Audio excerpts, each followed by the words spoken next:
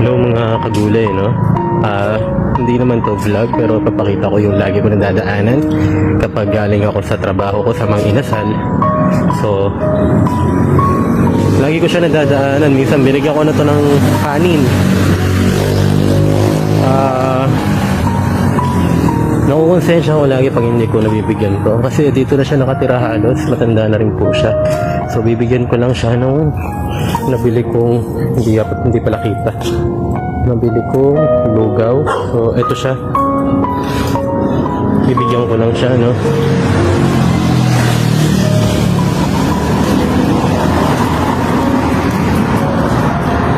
Kasi, yan po yung mga ganyan pa kumakain ko. Tulog ko rin lang. Whoop, ang dami kasakyan.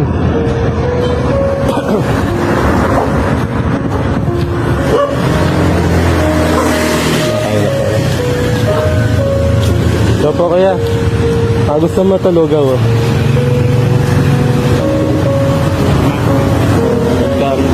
Matagal na po kayo dito kuya, sa ganito?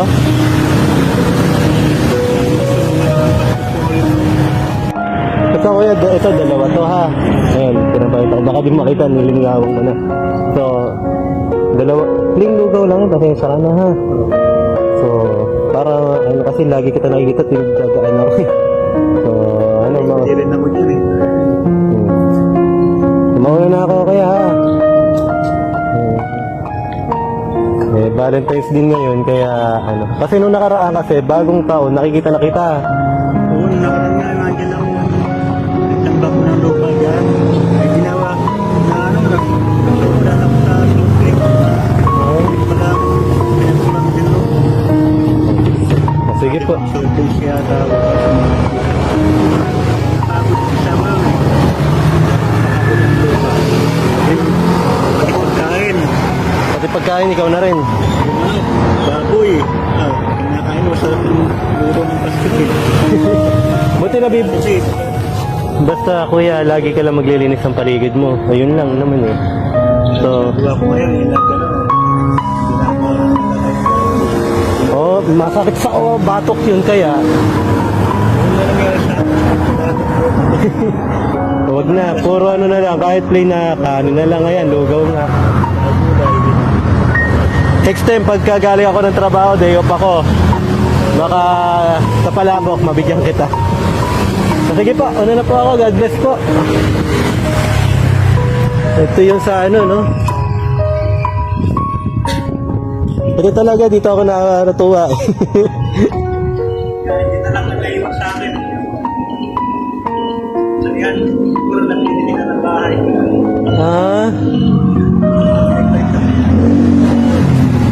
Sige po, ano na po ako. Ayun, si Kuya. So, hindi ko intention na ano ha. Dapat muna tayo.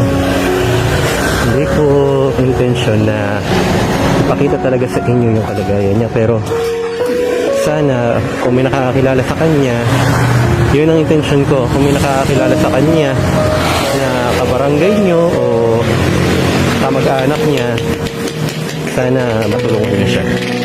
Yun lang yung intention ko, and happy Valentine's sa lahat. Sana bukod sa puso, utak din ang ating gamitin. Yun lang. Maraming salamat mga kagulay. And God bless sa inyong lahat.